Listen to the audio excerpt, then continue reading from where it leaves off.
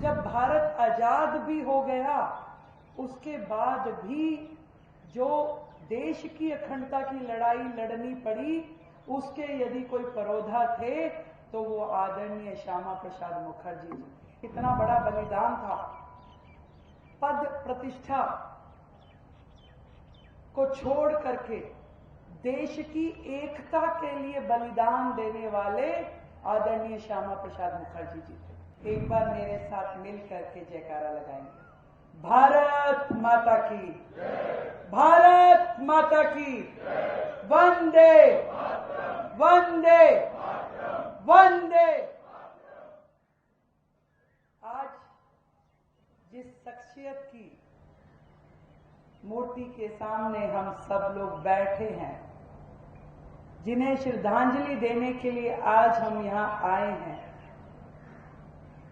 हमारे बीच में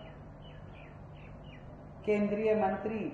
आदरणीय धर्मेंद्र प्रधान जी की उपस्थिति है। हमारे आदरणीय सांसदगण यहाँ पर हैं, हमारे विधानसभा अध्यक्ष जी यहाँ पर हैं, आदरणीय मंत्री यहाँ हैं, भारतीय जनता पार्टी दिल्ली प्रदेश के आदरणीय प्रदेश अध्यक्ष जी, हमारे महामंत्री जी और आप सभी वरिष्ठ और सम्मानित कार्यकर्ता यहाँ हैं। वो शख्सियत जिसने राष्ट्र की एकता और अखंडता की लड़ाई शुरू करी। एक दौर था जब भारत को स्वतंत्र कराने के लिए लाखों स्वतंत्रता सेनानियों ने प्राण गंवाए और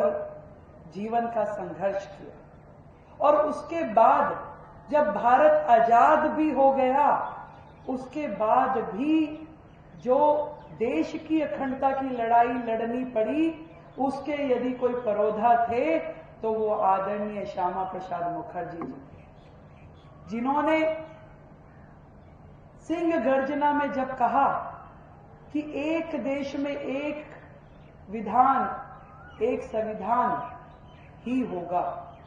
दो विधान दो संविधान नहीं चलेंगे, जिन्होंने ये जयकारा दिया कि ये कश्मीर हमारा है, और तत्कालिक सरकारों ने कभी इस ओर ध्यान नहीं दिया। तत्कालिक सरकारों ने हमेशा देश को बांटने के लिए काम किया, कभी पाकिस्तान और बांग्लादेश कर दिया, कभी कश्मीर को हमसे अलग कर दिया। उनकी सोच में, उनकी नियति में केवल अपना शासन सेफ रहे, देश उनके लिए कभी प्रायोरिटी था ही नहीं। आदरणीय श्यामा प्रसाद मुखर्जी जी जो स्वतंत्र भारत की सरकार में मंत्री थे, केवल मात्र इस कारण से कि वो सरकार कभी भी देश की प्रगति के लिए, देश की एकता के लिए सोचती ही नहीं थी, मात्र इस कारण से उन्होंने उस सरकार से मंत्री पद से इस्तीफा दिया। आप सोचिए कितना बड़ा बलिदान था। पद प्रतिष्ठा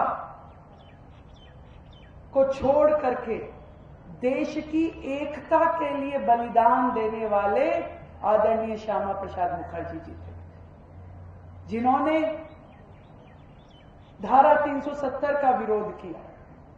कहा कि भारत का अभिन्न अंग है कश्मीर, उसको इस तरीके से अलग थलग नहीं किया जा सकता। और जब कश्मीर में परमिट लेके जाया जाता था,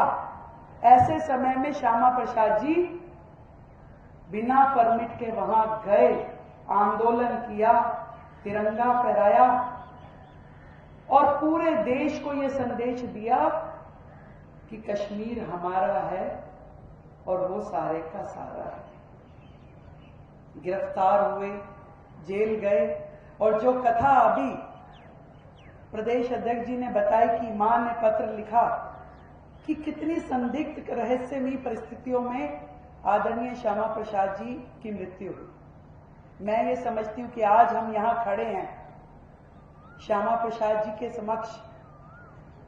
आज सही मायने में वर्षों बाद जो इस पुण्य आत्मा को श्रद्धांजलि दी गई,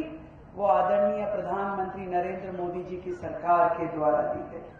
जब धारा 370 देश से हटाई गई, ऐसा साहसिक कार्य, ऐसा निर्णय लेने वाली सरकार सच मायने में श्यामा प्रसाद जी के चरणों में वही पुष्पांजलि है। और मैं आज राज्य की मुख्यमंत्री होने के नाते भी उनके चरणों में पुष्पांजलि देते हुए यही कहना चाहती हूं कि उनके दिखाए हुए रास्ते पे, उनकी दी हुई शिक्षाओं को लगातार देश में और जनता के बीच में पहुंचाने के काम कि राष्ट्र सर्वोपरि, उसके बाद कुछ भी आएगा। तो राष्ट्र की एकता अखंडता के लिए हर व्यक्ति, हर नागरिक, हर सरकार की जो जिम्मेदारी है उसे निभाने का जो संकल्प हम सब ने लिया है, आज फिर इसको हम अपने अंदर दोबारा से संकल्प लेते हैं कि हम हमेशा राष्ट्र की एकता और अखंडता के लिए जिएंगे और राष्ट्र की एकता और अखंडता के लिए ही प्राण न्यौछावर करेंगे। आदरणीय प्रधानमंत्री जी को, केंद्र सरकार को और आप सभी को साधुवाद देते हुए इस पुण्य आत्मा के चरणों में फिर से पुष्पांजलि अर्पित करती हूं कि आप हमेशा अमर रहें,